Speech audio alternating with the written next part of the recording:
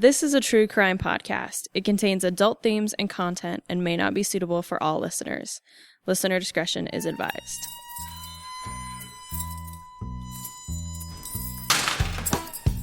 When a guard would stop and talk to you, you used to stand back and you would yell so people could hear what you were saying to that guard as they walked by or within the vicinity. But he knew what a convict was going to do before they thought of it themselves. He just been around that long, and he was tough. They'd find Sprocky in about every conceivable place you could imagine, which we would, of course, dump. They'd wait until everybody was locked up, and he would open his door and run down to cell one and get a bugler can full of Sprocky and take it back to his cells. She had a kind of a hypnotic power. There were a great many wild cats around the penitentiary, and most people couldn't get near them. But she would stand in the doorway of the cell house and say, "Kitty, kitty, kitty," and those cats would go to her. Welcome back, folks, to Behind Gray Walls, the podcast about the men and women who work, live, and serve time in the Idaho Penitentiary. I'm one of your hosts, Samuel, and today I am not in the trenches. I'm on the road. I'm coming to you from the amazing city of Laramie, Wyoming. Well, I've had the pleasure of visiting the Wyoming Territorial Penitentiary. As one of only 4 territorial penitentiaries in the United States open to the public today, this site could be considered something of a sister prison to our own in Idaho. For today's Stool Pigeon, we have a very special guest. The one, the only, the incredible Superintendent of both the Ames Monument and the Wyoming Territorial Penitentiary, Jessica Lira. Jessica, how are you doing on this fine July day? I am doing wonderfully. How are you? I'm doing very good. I've got to see Rawlins, I got to see Laramie, I even went up to the Ames Monument. Great, yeah, it's exciting when people go up there. Not a lot of people even think to look for it. You know, before doing this interview, I didn't even know it existed, I'll be honest. But it was cool, I'm glad I made the trip. Yeah. Well, thank you for joining us. I'm thrilled to have you here to talk about the rich and fascinating history of the Wyoming Territorial Penitentiary, a history that parallels, diverges from, and occasionally even overlaps with that of the Idaho Penitentiary. But before we dive into all of that, I'd love for our listeners to get to know you a little bit more. Jessica, can you tell us a little bit about yourself and what led you to become the superintendent of the Wyoming Territorial Prison Historic Site? Sure. Well, it isn't really anything too exciting. I have a background in museum education, mostly working at local city museums as well as historic sites and living history parks. And really, I was just looking for a different opportunity, a new opportunity, and I saw this job posting. And I love the history of the American West, and it was up in Wyoming, which, as you can tell, being in Laramie, it's a wonderful place to live. And the history here was incredible, and everything about it just seemed almost too good to be true when the job came up, and then they actually hired me. I was really excited, and that was about 3 years ago now, so it hasn't been too long. It really is a truly incredible historical site. I had a blast going around it today. Oh, good. What other historical sites were you involved with before coming here? Sure. I was at the Golden History Museums. So that was the Astor House Museum, which was a historic boarding house, as well as a little living history park, which had some buildings that had been moved to it in kind of the heart of downtown Golden. So that's a nice gem right along the Clear Creek. And then after that, I moved over to Aurora, so the Aurora History Museum. And so they have the Delaney Living History Farm, as well as their community museum and the Astor House Museum. So very similar experiences in 2 different cities in Colorado. So. That's really cool.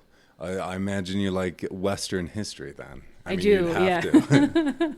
Yes, I do. That's always been something I've been interested in, and just learning about the development of the cities out here, learning about all the different, in this case, really being able to dig into those conflicts and how these cities were developing and how people were dealing with things when they were out here sort of isolated, but also in developing cities. And as the railroad was coming through, as you know, with Ames Monument and the visit out there, and kind of how that changed the area. And so there's just a lot to learn, and I'm excited to get to continue to dig into it in this position. But before we get into the prison stuff, could you actually tell guests about the Ames Monument so we can get that a little more traffic? Sure. So that is our pyramid on the plains. It was developed as a monument to Oakes and Oliver Ames. So it used to be along the highest point in the original route of the Transcontinental Railroad. So Oakes and Oliver Ames were instrumental in the funding of the railroad, and, really it was the funding of it. We can talk about some of the controversy around whether or not it was, as far as the credit mobilier scandal. I know a lot of railroad buffs will know all about that. And then someone being in Congress and then being asked by Lincoln to help complete the project, and then what that meant in sort of the combination of public projects, private funding, and kind of where all those things combined. But ultimately, it was something that they decided to build this monument to the brothers as a recognition of the work they did to complete the railroad and to kind of see it through, because it was a huge undertaking that involved a lot of people. And so this is just the monument out by the town of Sherman. So it was just a huge undertaking, and they were kind of commemorating that and celebrating that with the pyramid. And there's even more to talk about as far as the development of why it was a pyramid in general, and kind of how it took the shape that it did. And then the gentleman who did the bas reliefs of the two brothers that are at the top of the pyramid, as far as the connection and why they made it into historic landmarks. There's a lot of things that kind of piece together for that. It's massive. How tall is it? I think it's 60 feet. Wow. Yeah, it's 60 foot. It's 60 foot square at the base, and then it's 60 feet high. Last question about the monument. We move on, I promise. So I heard a rumor that some of the historians and archaeologists in the area went into it a couple of years ago. Is that true? So that was back in, I think it was 2010 or 2011. It was designed to have caverns in it. And I actually just had someone ask me what those pieces were for. I don't actually know. I was in the process of trying to figure out what they were for. But so there are open spaces inside of the pyramid. From what I was reading, it sounds like as it started to sort of erode away, and an entry that had originally been blocked off was opened. And so that led to, I've heard some stories of people maybe going in there without necessarily having permission. And but in this case, it was before they were doing a lot of restoration work, and they were really wanting to make sure that all got closed up and sealed up. But they took that opportunity to do an inspection of the interior of the monument. And so there is on that website, you'll see a video that shows some of the footage they took when they were inside of it, and we have a lot of really great pictures. Annalee Froelich is a descendant of the Ames brothers. Wow. And so she has a lot of really great history on it. So I've been learning a lot from her, and we're looking forward to continuing our work on installing a new exhibit. So we're about to go out for an RFP on that. And so we're hoping that'll get done in the next few years to kind of reinterpret it. It was something that I didn't even know about, and I'm glad I saw it. And I would have never guessed that it was hollow. For anyone trying to crawl underneath, having one of those sandstone come down on top of you. Well, and I'm trying to figure out how it was actually, you can see from some of the pictures, it was just they have the structural support in there, but like I said, I'm not really sure how it was constructed, but it would be a little frightening to have that much weight above your head. For the fans of the show, I think they're very interested in the other historical site that you oversee, and that is the Wyoming Territorial Penitentiary. So when did the Wyoming Territorial Penitentiary first open its doors, and how long was it in operation?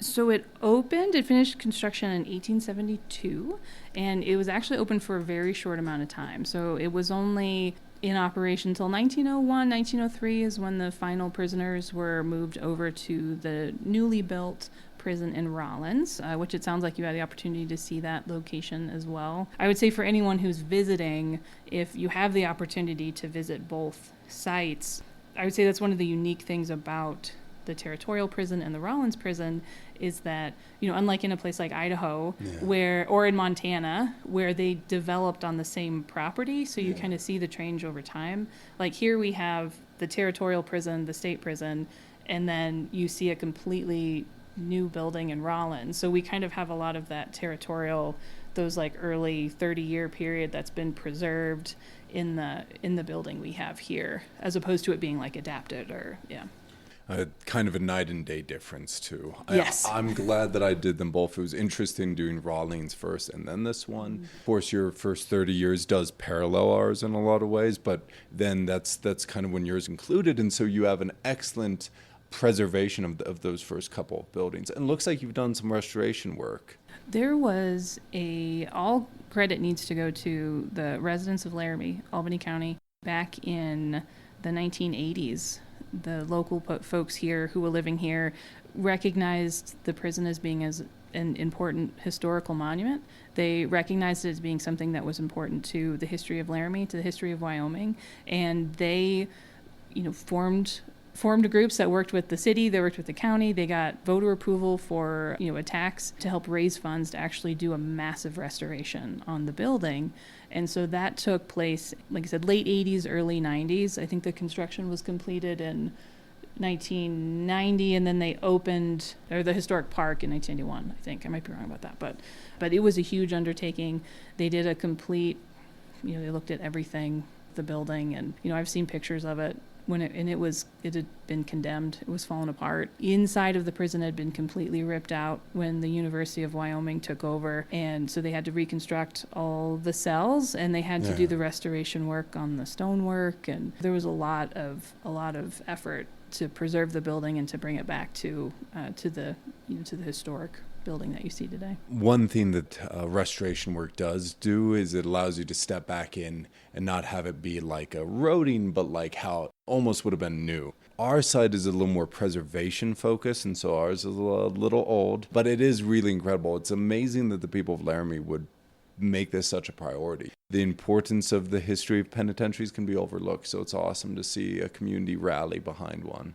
I agree. It was an incredible part of this story because truly this building would have collapsed in on itself. They had struts up on the side of the building that were holding walls up. Mm-hmm. So to look at a building like that with roof, ceiling collapsed in, and to say we want to put the effort and energy into bringing this back to show people what it would have been like when it was either newly constructed or at least in 1900 when it had just closed down. During the time that it operated, how many individuals were incarcerated in the facility? I've been trying to figure out the number, and it seems like it should be easy. Yeah, it doesn't have to be exact. I know how those records get in those early And so days. That's one of those things I've heard.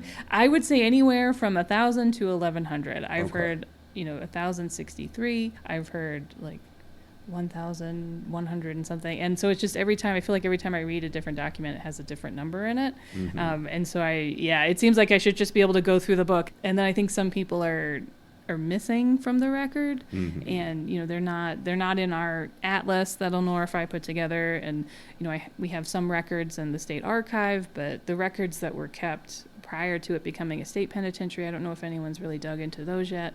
A simple question that has a complicated answer. Our side, we had the first individuals that came in were all unnumbered. And then they started numbering them, but they didn't get consistent with numbering for a few years. So it was 1, 2, 3, unnumbered, 4, 5, unnumbered.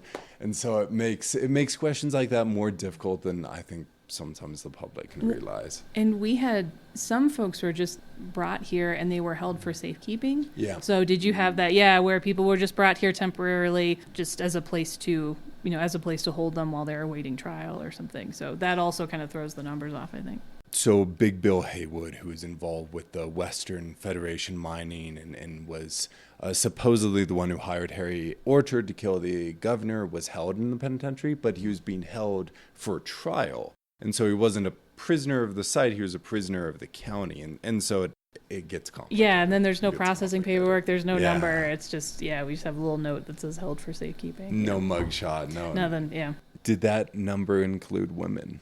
It did. How many women do you know of that were housed there? Not to throw another number question at you immediately. Yeah. Another easy question that has a slightly complicated answer.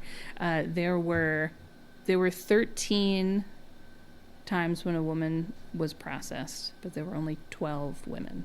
So we did have Carolyn Winfield Hayes did come back. So served 2 terms. Served 2 terms, yeah. For 2 different crimes, yeah. Well, of course. We had a very similar amount of women in that first 30-year period, about a dozen. Are there any women's stories that immediately jump out to you? All of them are interesting. Yeah. So those women do include women who were held for safekeeping as well. So Nettie Stewart was held for safekeeping. I think she was the first woman who was held at the site. She was actually arrested for stealing munitions from Fort McKinney up near Buffalo. And so she was brought down to Laramie, again, held for safekeeping for trial. And I think eventually the case was just dismissed against her. So that was an interesting one. Eliza Stewart was put in prison for attacking her, it was her husband or her boyfriend. Yeah, Lily Todd came in. She was, so at one point, for the most part, they did not have a lot of women at the same time. So there were only 2 cells. With the new addition, there were only 2 cells, and then they had a washroom, and so the women were kept completely separate. I don't know if that's the same as what you have in yours. It's completely separate cell block, really. The first woman, Henneby, she was a woman from the Shoshone-Bannock Nation. She was housed just in a private cell. And then the next few women, they gave them a private section, and they had to cover wood on the bars to make it more separated from the men. There was all sorts of problems. Did they struggle to separate the women from the men in your side? Initially, before they had, when it was just the original territorial prison, so just the north cell block, when women were brought in, they were typically, I think they tried to put them like on their own level. So we have the 3 levels, and so they just tried to keep them physically as separated as they could as possible. And then when they did the addition in 1890, then they actually built a dedicated women's cell block, which had the 2 cells and then the washroom and a dividing wall in between there and where the infirmary was, and then eventually the tailor shop. And so usually there weren't many women, there weren't a lot of women being held here, but at one point they ended up having 3 women here, and of course with 2 cells, 2 of the ladies had to bunk together, and I guess it was during that time that not everybody got along, and so there were, and Lily Todd was typically the culprit, so she was, I think, the only woman who was actually put in the dark cell. Wow. Yeah, and at one point there was arguing and there was fighting, so it was Lily, Minnie Snyder, and so Lily was in the women's section, and of course there's a solid, steel wall between that and the tailoring shop. But I guess there was a little bit of space where Lily could slip some notes under that door, so she started slipping notes to some of the male prisoners who were working in the tailor shop, and that's what got her put in the dark cell. We saw a lot of that as well. Yeah. Well, what was the youngest individual ever housed in your facility? I think 14. Wow. Yeah. Usually when I was doing some initial research, usually when they had juveniles, they were sent to Golden, to the State Industrial School down there. But yeah, we did have a few 14-year-olds. Can I ask the crimes the 14-year-olds were being sent for? Nash was here for forgery. Wow. That is a tough one for a 14-year-old. Yeah, and he came in with someone else. William Nash, he was in for forgery. And he, unfortunately, he was also held in Rollins. So we have pictures of multiple intake photos from here as well, or from him as well. And he said when he came in that he was much older. I think he said he was 21. When he first came in? When he first came in. Wow. And so we have a big, because, you saw those big portraits we have up on the wall. He said he was recorded as being 21, but you saw in that photo, there's no way he's 21. Yeah, he looks like a kid. Especially when we look at the photos of him when he was older. And it was he clearly was, we were guessing he was probably about 14. With the types of crimes bringing individuals in, what do you think would be one of the more common ones? Someone did a lovely job of putting some data together for us. And when I was looking at it, most of them were for some sort of theft. So whether it was grand larceny, stealing horses, stealing cattle, it was some sort of theft. That was the vast majority of what we saw here. I noticed going throughout the site, just from the stories that have been picked out to share, a lot of cattle rustling, a lot of horse stealing, but it's Wyoming, and that's a huge industry in Wyoming. Yeah, I think there was one. I couldn't match up who was actually convicted of it, but there was one person who was convicted of tampering with brands. So even something like that. What were the early conditions like? The type of labor when they first started, they were doing brick making. And there was a little bit of some sort of cultivation of crops on the site. I can't figure out if it was for sale. They tried to grow potatoes for a while that I believe were going to be for sale, then the crop failed. Brickmaking was a huge industry that they were working on initially, and they used that through the lessee, or some sort of a lessee system, where they would essentially, like, the prisoners would go to the brickyard, they would work for someone in town, and then they would bring them back. Interesting. Yeah. Kind of a leasing system. I guess, yeah. Yeah, probably only with trustees. I think it was with everybody. Really? There Wow. was, they eventually, for one person in particular, they had to end the contract with them because he was not providing the supervision that he was supposed to, and they just had too many people walking away. Looks like you guys had a little bit of broom manufacture as well. Is that correct? Mm-hmm. So that came in under James Marsh. He was the lessee for the longest amount of time, and he brought in all of the equipment, the broom making supplies, and they did move the broom company to Rollins. So Tina, they also have a broom manufacturing facility over there. So at one point, at its highest level of production, they were making over 700 brooms a day, and I think they had maybe 100 people working throughout the day in different shifts. I believe I read somewhere. Yeah, so they were shipping them all over the country and then internationally too. So they were, it was quite a production. And I know this changes a little bit with era, but how often would they leave their cells?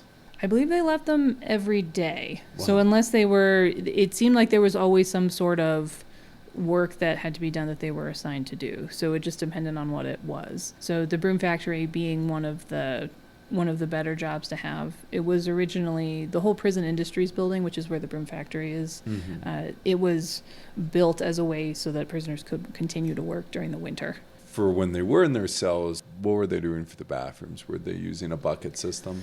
They did have a bucket system. And then when I was looking at I don't know if it was for your site that has the plans of it. And this is why I haven't been to the Idaho State Pen. I would really like to go. But I think they had wash basins at the end of each cell in the north cell block. And there was also a difference between the original north cell block, which was the older cell block, and then when they added on the central section and then the south cell block. So the south cell block is where they had dedicated bathrooms and dedicated bathing areas for both the women and the men in there. And the north cell block, I have a vague memory of reading something about how they used one of the cells for like a bathing cell, but it wouldn't have had any sort of plumbing in it or anything like that. I think it was just the wash tub, or the actual wash tub.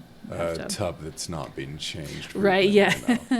What about the food? The report that I have read, and actually knowing that this was coming up, like I did way too many deep dives, and so everything gets getting a little jumbled. Yeah, of course. So some of the controversy, we know a lot more after the state took over. Mm-hmm. So we know that the idea that they were promoting is that if you want prisoners to work, you have to feed them well so they can actually work. So that was the mentality of what they were saying. And then there was a report. So Warden McDonald was the warden in the late 1890s. So he was one of the last wardens at the site. He was working with James Marsh was the official lessee, but his daughter Fannie, her dad James was sick, and he actually at one point he had to go back to Nebraska, which is where he was from.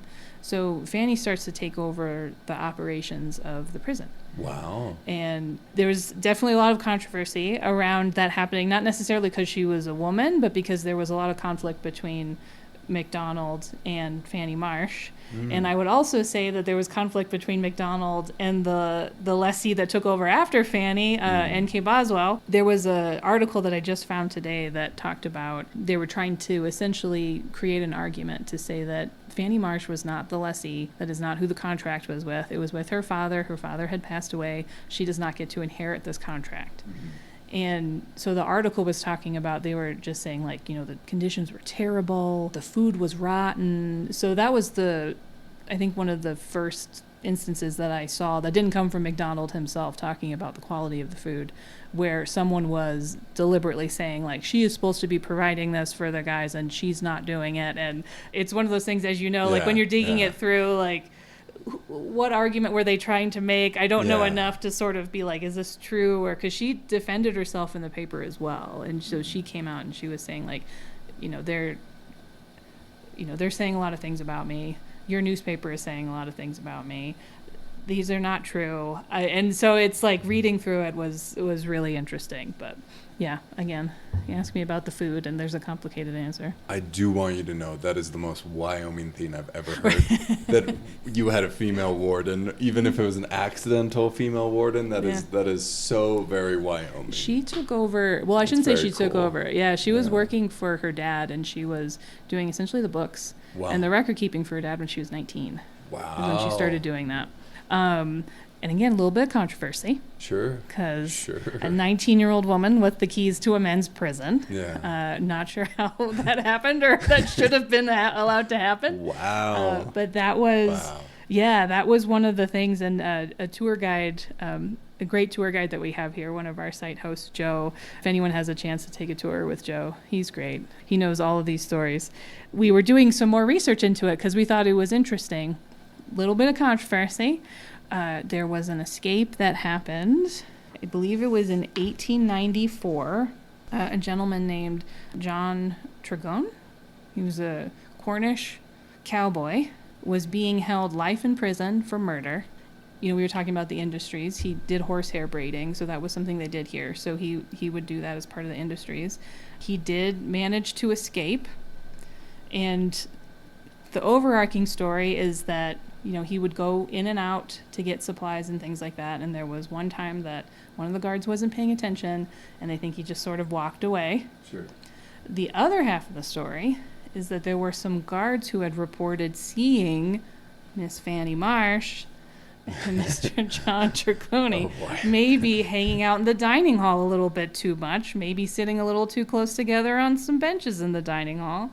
And so the guards were suspected that there was some impropriety going on there. I have no idea. But Fannie fiercely defended herself for like 2 years when she could. And the newspaper said all kinds of, like the local newspaper, the Daily Boomerang, they were saying that, she was an upright character. She was a good woman. So they were all defending her. But when the escape actually happened and people started pointing fingers about what happened, but yeah, either way, he made it out and they never found him again. But he did escape during a snowstorm. It was in November. So who knows? Yeah. He might not have made it far. So how old was Fannie when she was operating the penitentiary? It was early 20s. Oh, yeah, wow. So it was, I think her dad gets sick.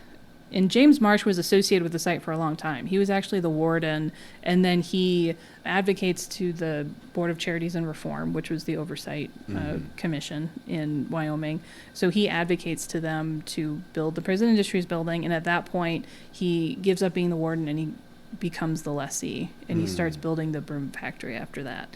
And so really at that point, he's here with his family. Fannie is here. So it's a number of years. I think it was at least... When was that? 92 to 95 or 96, I think. I can get the exact dates. But that is so fascinating. Yeah. What a gem. I'm glad you shared that. Yeah. So with your gentleman, your Cornish cowboy, and we saw a lot of Cornish individuals in our site too. With the escape, how frequently did you see escapes? They were pretty frequent.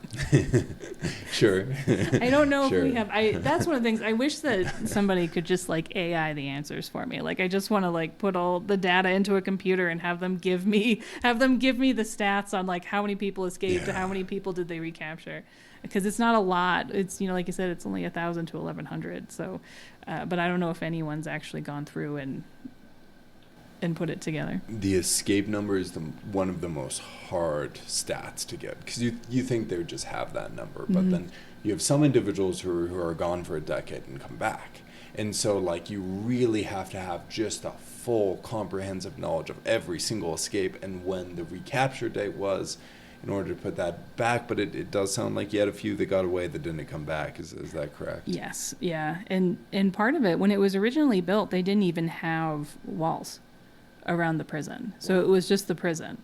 And people were, like I said, they were allowed out to go work at the brick making. They were allowed out of the building. And, people could just walk away. But the idea was, first of all, if you go into Laramie, you're easily recognizable. Yeah. If you're in you're in the black and white stripes, heads shaved. And then if it's in the middle of winter, where are you going to go? Yeah. Like there's, you can't really get on a train unless you can find some regular clothes. Everyone will be able to recognize you. And if it's in, like with John, he left in the middle, it was in November. It's during the middle of a snowstorm. So we had a few people who kind of took their chances in the middle of winter, and I don't think everybody made it. It's almost reminiscent of Alcatraz with the water. Leaving Laramie in the winter, you do run risk of not making it far. But we had some people who were, captured or caught 2 years later. Some people who they never found. But there was actually someone you mentioned on the email you sent me when you were talking about like people who we had a connection with. And so this was sort of an interesting thing because Butch Cassidy is the most famous prisoner I think we had. I don't know if we have any other well-known people that they would just know from like the Western lore. So Butch Cassidy, we're the only prison to have ever held him. He was sentenced to 2 years for grand larceny for buying a stolen horse. And, the idea is that, did he know it was stolen? That was the controversy about whether or not he was actually guilty. So he's sentenced to 2 years. He's brought down to Laramie. They actually let him out after 18 months for good behavior. And it was after that he meets up with Sundance and becomes one of the most notorious outlaws in the American West. Butch Cassidy was pardoned on January 19th, 1896. Thomas Morrison had escaped with a gentleman named Charlie Brown. Charles is like immediately recaptured like 2 days later. There's a rancher in town who he found both of them, and in the process of bringing them back to the prison, Thomas Morrison ends up like he kind of feigned that he was, it was too cold and oh my gosh, they can't make it, they can't possibly go. So the rancher goes back to like grab a wagon to bring him in, and so Thomas Morrison ends up hiding somewhere. He ends up bringing Charlie Brown back because like, who wants to be out in the middle of winter? Yeah, so sure. They bring him back. They end up finding Thomas in, where are you from? Boise? Yes. Really? Wow. So, sorry, I know there's a very particular way to pronounce it, and I don't know if I get it right. So they find him there, and so when Warden McDonald, who was the warden at the time that Butch Cassidy was here, when he goes to pick him up, so they're sending him to go pick him up, there's a story that Butch Cassidy and the warden got on the same train. Butch Cassidy was heading out toward Evanston, and the warden was heading up to pick up Thomas Morrison. Wow. So that's fascinating. Did you know if they're housing him at the facility? I would imagine they just said he was being kept in a jail. So I don't know if, like, we had a local jail, like a county jail here. So it could have been at the county jail. Yeah. I will look that up because that's super, super fascinating. And another cool tie to Butch Cassidy. Bob Meeks, one of Butch Cassidy's boys, was served for the Montpelier robbery of 1896. I noticed William Meeks has a big portrait up inside your facility, and that was Bob Meeks' brother. And so we have familiar ties to your side as well as shared individuals. One big, happy prison family. Yeah, for sure. Elijah Canary, who is Calamity Jane's brother, served in both of our facilities as well. With the exception of Butch Cassidy, is there any other famous individuals that were housed here or big names at the time? That's what our side has, is names that may not be remembered in Westerns nowadays, but you can find books about them and were significant in the headlines of that era. Clark Pelton is someone who locally was very well known. So he was in prison for manslaughter. So, and that is why his family is still in the area. And he was another one of those where I've found articles that say he was held here, but we don't have an intake photo, we don't have an intake card. And so when you look through like some of what we actually have in the archive, we can't find him, but there is evidence that he was held here. Wow. His family was the one who actually gave the funding for the exhibit that's in there. So he killed Adolph Cooney. So Clark Pelton, he was in prison here for manslaughter. After he was let out, good conduct, he was pardoned. He was pardoned on the recommendation of the U.S. Marshal, who was here. So we only ended up serving 2 years and 3 months. And then after he got out, he actually stayed in Laramie, and he got married, he raised a family, and he became like one of the leading businessmen in the community. Wow. Which is another very Yeah. interesting aspect Yeah. of, 19th century law and order. Yeah. Is that here is a guy who, convicted of manslaughter, ends up getting pardoned, and I'm sure there's, who knows what additional case information there is that we just haven't come across. Yeah. And then, it's Clark Pelton. You see him in the newspapers and owning a business, a general store, and like you said, his family is. You can kind of see the idea of, after he got out, he kind of went straight and made a good name for himself, type of thing. Earlier, you kind of did a little teaser of this with Lily Todd, but did you have solitary confinement or dark cells here at the site? We did. Yeah, that was, from what we can tell from the punishment book, that was the primary way that, if there was something that was, we have instances of people, trying to stab somebody in the broom factory or something like that, then it was you were put in the dark cell, handcuffed or chained to the door of your cell, put on bread and water. I think it was Charles Brown, when he got back, they did that. And, some people were chained to the ceiling, so they were actually sort of hanging for a while. Yeah. So those things are kind of, it gets sort of intense. And I know that not really understanding the environment, it's just an interesting thing to read about, to kind of know that was happening in the building. Yeah. That just as you're walking through, there's this really interesting history there, but it's also a really dark history. Sure. Yeah. And sort of how, and especially with our prison that has been reconstructed, and, some of the other ones that are like truly the cells that people were in. But in here, you can kind of see what the cells looked like when it was originally made. And so everything is very whitewashed, and the cell doors were all new. And then you're just thinking, comparing that to what actually happened in there is, For guests of the show, could you describe the dimensions of what that dark cell would have looked like a little bit? I believe it would have been the same size as the regular cells, which were 6 by 8. And how long were they typically housed in there? It would depend. And one of the things that was really interesting is we don't have any actual data of someone going through and looking at like what were they accused of doing and how long was the punishment. Yeah. Because sometimes it would be like talking to a prisoner 4 days in the dark cell, and other times it would be like stabbing someone 2 days in the dark cell. I was like, I don't understand how those things are the same. So it was kind of all over the place, and it just depended on, probably who the guard was, who the warden was. It definitely depended on who the warden was. Like he just, the differences in how the wardens handled and controlled the prisons over the 30-year period is interesting too. Still, I don't know that talking out of turn and stabbing are quite on the same level. But, right. But that's interesting. That's very interesting. Yeah, and that's why it would be inconsistency in punishment. Yeah, and that's why things like that would be it would be good if we had the actual, like, someone to go through. But of course, these are, they're cursive handwritten out in a book that we have individual page scans of. So you'd actually have to go through each page and spreadsheet. Yeah, and actually go through, which someone did for that's how I got, 50% was theft. Someone actually did that for what the crimes were for the inmates that we did have. So it would be another interesting statistic to have. Absolutely. Did you ever have any executions here at the site? We did not. County level, I imagine.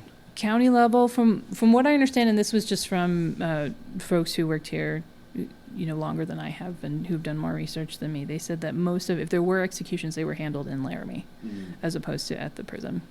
Based on what's going on with the rest of America, that's kind of what I suspected. Well, and it does sort of go along with the idea of it being a penitentiary as well, I think. Yeah. That idea of like you're there punishment. To kind of think about what you did. Sure. As opposed to, going there to be on death row. Yeah.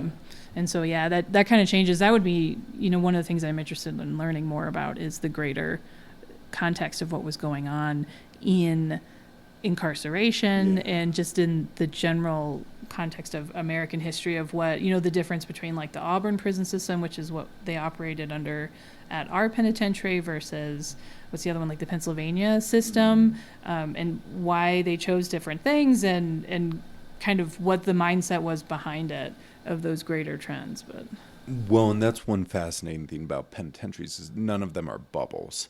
You know, you're having stuff from all across the United States. And we had Warden McDonald was actually sent to Belgium in 1900. He went to Belgium to be a part of the, like, it was almost like it was a conference, like an international conference about incarceration around the world. And so I actually have so cool. Right, yeah. And so it was noted that in 1900 he was appointed the representative for Wyoming to go to this. He was doing a lot of that. He was writing up a lot of information about how the prison was being run. Obviously, they're doing their reports to the state, and so he's doing that every year, just kind of saying what's going on with them. Working for a museum and a historical site, it's different. And one thing, at least for me, that compels me about working for a historical site is the mysteries, specifically with the penitentiary. And today, as we've been discussing this, there seems to be topics where it's like you're still trying to figure it out. And that's the tough thing. Some of these things you can find answers to, some you cannot. But is that kind of part of what keeps bringing you back? Is that what makes the work enjoyable for you? Yes. And frustrating. Yeah. Yeah, and a lot of it just has to do with the fact of, not having a lot of time to really dig into it. And, that's why, like, preparing for this, it's overwhelming when I start, I dig into the newspapers and I'm digging through all these resources. And I would definitely say that I am a novice. Clearly, I'm a novice when it comes to not only the history of this prison, but just like the history of incarceration. I worked at city museums, like local museums. There wasn't a lot of information about even focusing on crimes that were going on. It was mostly about just what was happening at these places. So coming to Laramie and, taking over as a superintendent of this site, it's really interesting. I feel very fortunate that I'm in a position where it is part of my job to get to learn this information, to learn more about it. But there is a lot, and I know that there are people who know way more about it than I do, including Elnora Fry, who was she's another community member. She worked here. Well, her husband was the farm manager when the University of Wyoming took over the facility. So I guess another part of the history of the site is that the prison closes, last inmates leave in 1903, and then by 1907, the land and the buildings that are on it is given to or granted over to the University of Wyoming. Mm-hmm. And they start to operate the site as an experimental stock farm station. Wow. So our front desk manager likes to say we went from convicts to cows. And so they start doing world-renowned research on sheep, wool processing. They have Percheron horses here. The original University of Wyoming mascot, Cowboy Joe, the first Cowboy Joe, was stabled here in our horse barn. Wow. And it was associated with the university for much of its history. So pretty much from 1907 through the 1980s is what this facility was. Wow. And a lot of people consider this to be, when the people who grew up here, and Elnora Fry, her husband was the farm manager for a while, and so she was the one who started asking these questions. Who were these people who were held here? What is the history of the prison? And that is how we have this wonderful resource, the atlas that has all of the prisoners. And she was doing newspaper research, like going in and looking through newspapers for any mention of the prison. She was looking through the state archives, and she was compiling a lot of research about the history of the prison, and it has been so helpful. So we owe a lot to Elnora for the work that she did, because all of this information exists because she started expressing an interest and really digging into it to figure out more about it. We just had our 50th anniversary as a historic site, and I frequently say we stand on the shoulders of the historians who came before us. Yeah. Because a lot of the things I do currently, I could not do if it hadn't been for the many historians who put in just countless hours to build that foundation for us to continue to build on. And then with your site, with 1,000+ individuals, that's a lot of individuals. That is so many stories, and I'm sure each one of those stories is fascinating and compelling and heartbreaking and interesting and in their own right. And it's a lot. at the end of the day, it's just a lot of lives, it's a lot of humanity in just one historical space. It's true. And it's, I'm sure it's a common story of every historic prison in the country, of just saying, how can you compile all that information? And when somebody could take one name and probably, find a whole wealth of information about them. Yeah, absolutely. And with a historic building that's like a house, you have a family. When prisons have just so many individuals, and so many individuals who are coming in most often at the lowest moment of their life too. And so it is an interesting snapshot into these individuals' lives. And you mentioned earlier too, that idea of it being kind of a microcosm of the greater environment and the greater community. Oh yeah. Because here this place is very separate, it's very isolated, but you still have people inside who are adapting to living in the space, working in this space, and sort of the day-to-day operations of the prison itself, given that the majority of the people in the building didn't choose to be there. Their actions led them there, the conviction led them there. But what are the biggest challenges to you and that you've faced about historical preservation and preserving these stories? The physical preservation, I am fortunate because it's a state site that we have support from the state agency to help with preservation work and working with contractors who are really skilled and how to do the stonework and do the preservation work that's required to keep this building stable. So we're working on a project for that right now to redo the stonework on the exterior that is the historic part that has always been there. So we need to do some restoration work on that. So very fortunate that we have that kind of support here.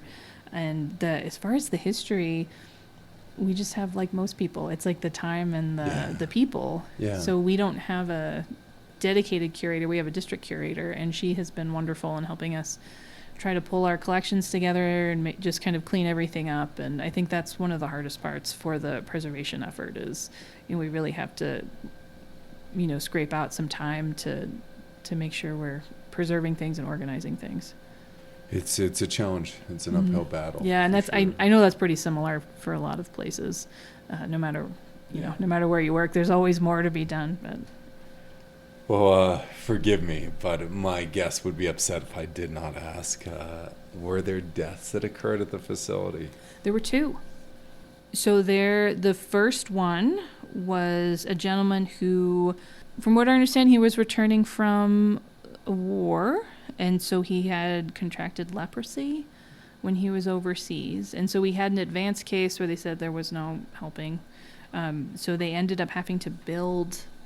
They refer to it as a shack, but it was essentially like a building outside of the prison so he could be quarantined. Mm-hmm. And then, eventually it was just kind of waiting for him to die. And I've heard different stories. Some people, I've heard that then they just burned it. And then other people were saying that he was actually buried 300 to 400 yards away from the prison or feet away from the prison. Fisher, his last name was Fisher. And the other one was Julius Greenwald. And so I don't know if you saw his portrait on the wall. Don't know that I did. Okay, so he actually died of a heart attack. So both were either disease or natural causes. He was, and they talk about it in the newspaper where he was just sort of, chatting with his cellmate. Everything was fine, and then he was gone. And he was in prison for murdering his wife, Jenny. Yeah. That was a sad story. The more I read about that, it was more and more dark, tragic it got. Yeah, that was definitely a case of domestic abuse, and the newspapers didn't really, it was one of those things we're just looking at newspapers for. We don't have any personal correspondence, but it does sound like they were living in Fort Collins. They were married in Fort Collins, and then they move up to Utah for a while before they head out to Laramie. The original story that I heard was that he came up, he was looking for her, and he found her in, I'm assuming it was a brothel. And I don't know if she was working in the brothel or if she was just drinking in a bar, but either way, she was apparently doing behavior that he did not think was befitting of his wife. But the more I read about it, the more it just started to sound like I think she was just trying to get away from him. Yeah. And the last thing, one of the Fort Collins newspapers, when they were talking about it, they said after he had died is when they were like, pretty much from the day they got married, he was just emotionally abusive toward her. And so, yeah, he ended up, he finds her in Laramie. He finds her, in the bar, in the brothel, or wherever she was, and they get into an argument. They go to a different location. They're talking about, someone was saying, oh, well, this is where we're going to live here in Laramie, and it's all going to be great, it's all going to be fine. And then they end up coming back to a different location, and the idea was they went into a separate room. And it's amazing how descriptive some of these articles can get with what actually happened, but it sounds like he went in as if to like embrace her, and then he shot her 3 times. Wow. Yeah.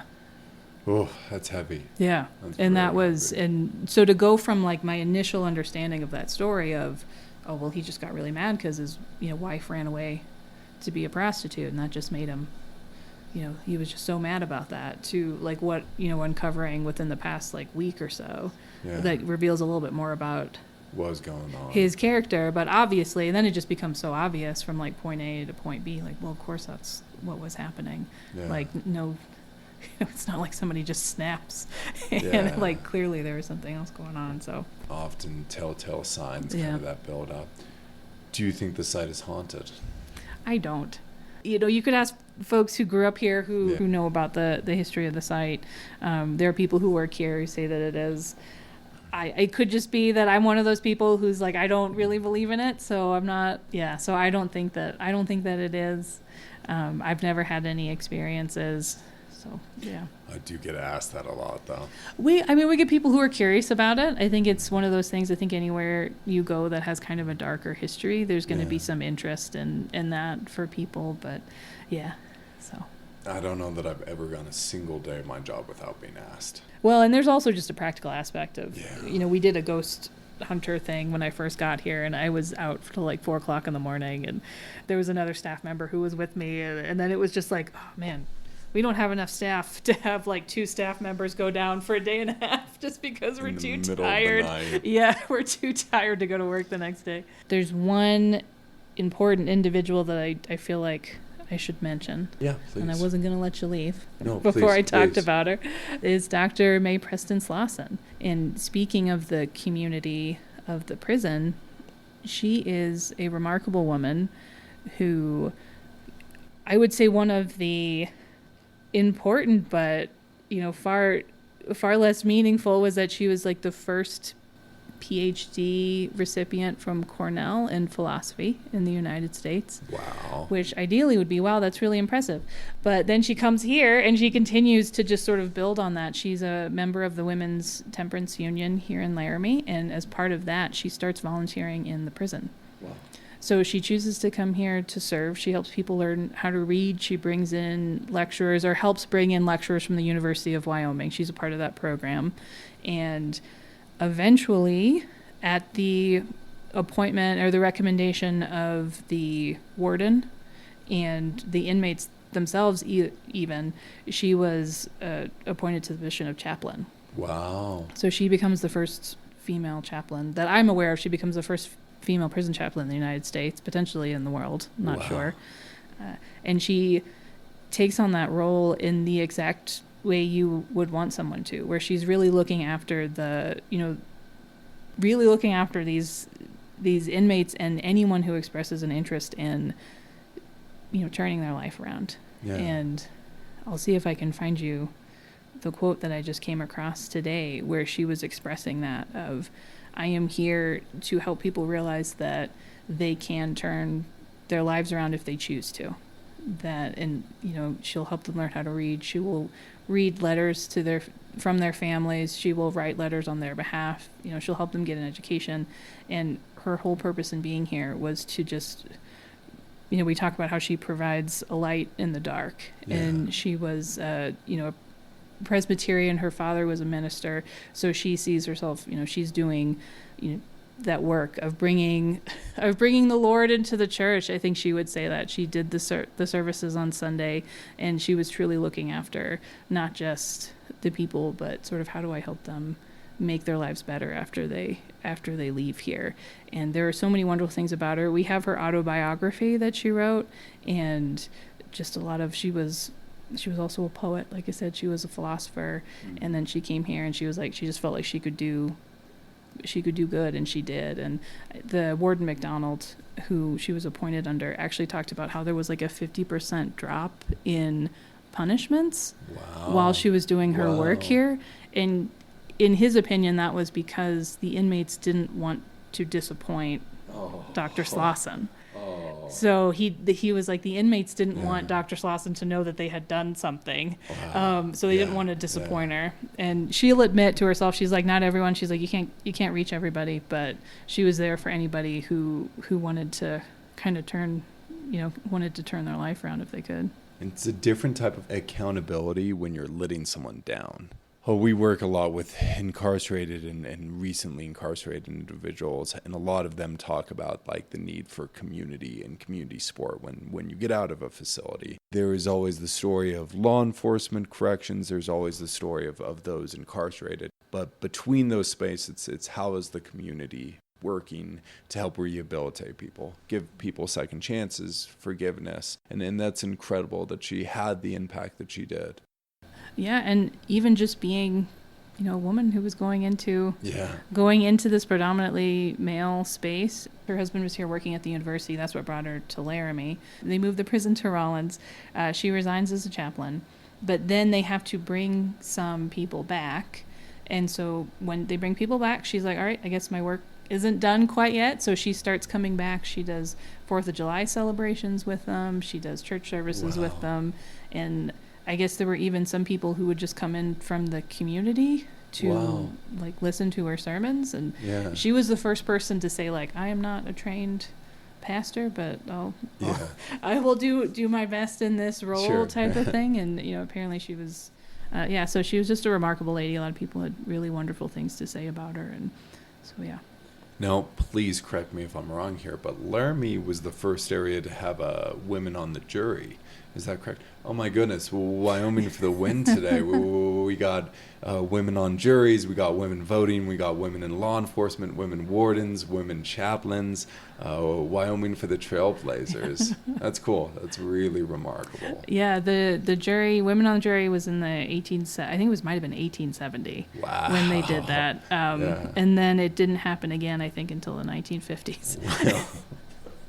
Well, I guess that might be one part I did not know. So we'll tell the whole story, That's fair. That being fair here. Still, that sounds like there were a lot of really remarkable women with the history of this prison. Yeah, it is very interesting. It's and there were even women who just came in to play the organ. Yeah. And McDonald also noted that more inmates would attend the church services when she started preaching here. Yeah. Like before, it was always kind of up to them. Yeah. But more people just wanted to be around her. They called her Little Mother or Little May, and it's very sweet. And she was actually like very small lady. I think she was only like 5'2" or something, and so she was physically very petite.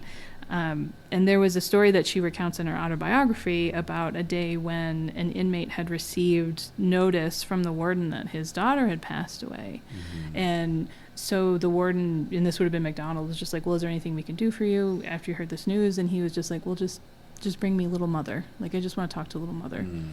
And so the warden would let Dr. Slosson use his office in the prison to meet with inmates who wanted to talk to her. And she said she referred to them as her Presbyterian confessionals. So she would just have people come in. And as far as I know, unless there is a book somewhere in the family archive, those were like truly, she treated them as confessionals, and she never, she didn't go out and start talking to people about like, oh, this guy. Yeah. It was, she kept them as being private, and she would invite inmates to her house. Wow. Like her private house. Like there's just so many things I can't stop. There's like so many stories about her. So I think it was someone in her family would talk about how anytime someone arrived at their house wearing new shoes, they assumed it was one of the inmates because they would get the new set of clothes. And so she'd be like, oh, it's one of May's boys or something who came to stop in and say hi on their way out of town. Wow. The So remarkable. Powerful story, for sure. I think so. I think she was a wonderful lady, for sure, and doing a lot of things just out of the goodness of her heart, not necessarily trying to make one point or another, but just recognizing a need and wanting to serve. So. Well, for guests visiting the site, when's the best time to come? What are the hours? What's the price? Do you give tours? We give guided tours during the summer. So we're very fortunate that we have just naturally talented site hosts and seasonal staff who can give wonderful tours, and they really dig into the history as well. So we do have those. I would always recommend just either, calling or checking in when you arrive. Right now, for this summer in 2025, we have tours on Friday, Saturday, Sunday, Mondays, and Tuesdays at 10:30 and 2. So it's pretty limited, but we do self-guided tours during all of our open hours. So summer hours are May 1st through September 30th, and then we're open 7 days a week from 9 a.m. to 4 p.m. I would recommend getting to the site by 3, just so you have enough time to kind of look around. There's a lot here. I got here at 3. I did not have enough time to say everything, so I can testify. Come earlier. Yeah, there's a lot to read, especially if you're interested in really digging into it. And then our winter hours, we are open during the winter, October through April, but we're only open 3 days a week, Thursday, Friday, Saturday, from 10 till 3. So a little shorter hours. Thank you so much. Is there any other final thoughts you'd like to share with listeners? There's so much more than, even what I know. There's so much more to discover, and it's definitely worth taking the time to familiarize yourself with some of the history and to visit the site, and to not only visit our site here in Laramie, but to also visit Rollins and to kind of see the development of it, and to learn about the whole history of the site, and particularly those stories of Dr. Slosson coming in and the types of work that was being done here, and the kind of whole breadth of the site, and that it is more than, like we were talking about, it is more than just the darkest aspects of it. A lot of human stories with that many people in one space. Well, that was fantastic. Listeners of the show, please make sure when you plan your next trip to Wyoming that between the camping, horseback riding, hiking, whatever adventure you might have in mind, you put a little time aside to go and visit our friends over at the Wyoming Territorial Penitentiary to learn more about the history of Wyoming and incarceration during Western expansion. Well, Jessica, to end the show, we have a bit of a tradition. It's a motto that one of our hosts starts and the other finishes. So if I were to say, do your own time, how would you respond? I'd say, do your own number. Oh, there we go. Someone's been listening to the show. Thank you, Jessica, for being on the show today. Thank you to all of our listeners tuning in this week. And remember, do your own number and do your own time. And we'll see you all next time. Thank you, everybody.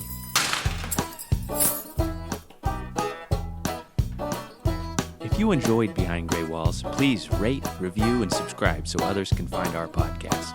If you're interested in more Old Idaho Penitentiary information and to see mugshots of the inmates featured in this episode, follow the Old Idaho Penitentiary on Instagram and Facebook. If you want to learn more about the Idaho State Historical Society and its other sites, follow ID State Historical Society on Instagram or visit history.idaho.gov. If you have a question or comment for the hosts, please email us at behindgraywalls@gmail.com.